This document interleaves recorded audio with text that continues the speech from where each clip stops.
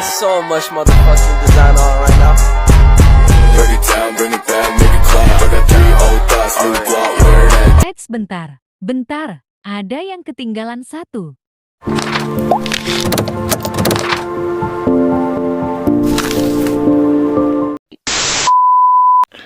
Assalamualaikum warahmatullahi wabarakatuh. Saya akan menjelaskan bagaimana latar belakang dari kedatangan bangsa Barat ke Indonesia. Yang pertama adalah Perang Salib. Perang Salib adalah satu pertempuran paling besar yang pernah terjadi dalam sejarah dunia. Tujuan utama Perang Salib adalah untuk merebut Yerusalem dan Tanah Suci, sekarang Palestina, Israel, sebagian Lebanon, dan Yordania dari tangan umat Islam.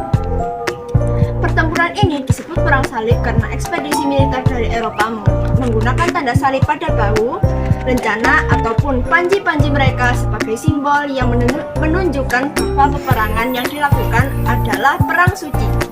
Dengan terjadinya perang salib, jalur perdagangan antara Asia dan Eropa terputus, terutama setelah Konstantinopel dikuasai oleh Turki Utsmani yang sebelumnya di bawah kuasa kerajaan Bizantium.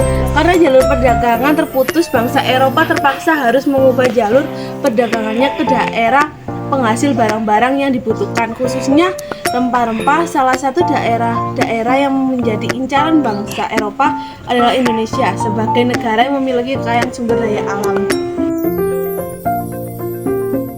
IKG, Goal, Glory, dan Gospel. Goal, Glory, dan Gospel merupakan motivasi bangsa-bangsa Barat melakukan penjajahan samudra. Dengan sebutan 3G karena memang semboyan tersebut berawal dengan huruf G, yakni Gold, Glory, dan Gospel. Gold artinya emas, yakni yang identik dengan kekayaan. Oleh sebab itu, bangsa Barat menjajah Indonesia dengan tujuan mencari kekayaan dengan berdagang.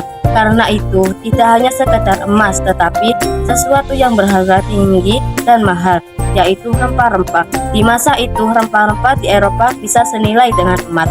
Glory artinya kejayaan, artinya bangsa Barat menjajah Indonesia dengan maksud mencari kejayaan dan meluaskan daerah jajahan. Di kalangan bangsa Barat, semakin banyak daerah yang mereka kuasai, maka negara tersebut akan semakin jaya. Gospel, prinsip gospel mengacu pada rangsangan spiritual untuk berdakwah menyampaikan ajaran Kristiani. Penerapan prinsip gospel bisa dilihat dari Portugis dan Spanyol yang menyebarkan agama Katolik ketika tiba di Nusantara. Di Indonesia sendiri, Maluku menjadi wilayah pertama yang menerima pengaruh agama Katolik. Raja Ternate yang disingkirkan oleh Portugis ke Goa pada 1535 memeluk agama Katolik dalam pengasihannya. Revolusi industri yang terjadi sekitar tahun 1750 sampai 1850 merupakan salah satu pendorong kedatangan bangsa Barat ke Indonesia. Revolusi industri adalah pergantian atau perubahan secara menyeluruh dan memproduksi barang dari sebelumnya. Bahkan tenaga manusia dan hewan menjadi tenaga mesin. Penggunaan mesin dalam industri menjadikan produksi lebih efisien. Ongkos produksi dapat ditekan serta barang dapat diproduksi dalam jumlah besar dan cepat. Berkembangnya revolusi industri menyebabkan bangsa Barat memerlukan bahan baku yang lebih banyak. Mereka juga memerlukan daerah pemasaran untuk menjual hasil-hasilnya industri. Pengaruh revolusi industri yang sangat terasa adalah dalam kegiatan transportasi. Penemuan mesin uap dijadikan mesin penggerak perahu yang merupakan teknologi baru pada masa modern. Penggunaan mesin uap dapat memperpendek waktu perjalanan.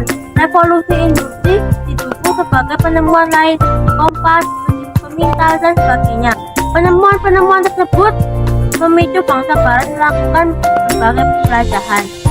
Berikut foto rute kedatangan bangsa Barat ke Indonesia.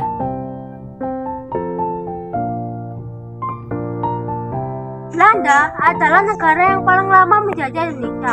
Selain Belanda, bangsa-bangsa Barat yang datang ke Indonesia pada masa penjajahan adalah Portugis, Spanyol, dan juga Inggris.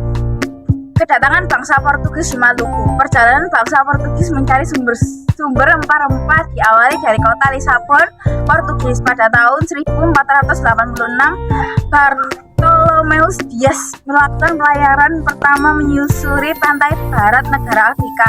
Ia bermaksud melakukan pelayaran ke India namun gagal. Portugis mencapai Malaka pada tahun 1512. Bangsa Portugis berhasil sampai di Maluku di bawah pimpinan Antonio de Abreu dan Francisco Serrao. Ekspedisi bahasa Inggris. Persekutuan dagang milik Inggris diberi nama AC atau East Indian Company.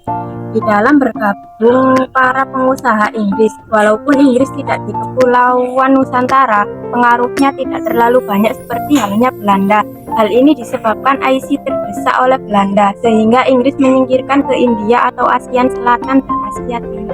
Dengan bangsa Belanda di Jayakarta atau Jakarta. Jayakarta merupakan pelabuhan penting di Pulau Jawa yang kemudian markas VOC. Bagaimana proses kedatangan Belanda di Indonesia? Seorang pelaut Belanda Cornelis de Houtman memimpin ekspedisi ini ke Indonesia. Pada tahun 1595, Armada de Houtman mengarungi ujung selatan Afrika. Kedatangan Houtman di Indonesia kemudian disusul ekspedisi lainnya.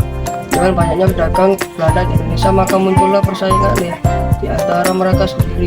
Untuk mencegah persaingan yang tidak sehat, pada tahun 1902 didirikan Verenigd Indisch Compagnie VOC atau Perserikatan Maskapai Hindia Timur yang merupakan merger atau penggabungan. Gubernur Jenderal pertama VOC adalah Peter Both. Ia mendirikan pusat perdagangan VOC di Ambon, Maluku, namun kemudian pusat dagang dipindahkan ke Jayakarta karena VOC memandang Jawa sebelah strategis.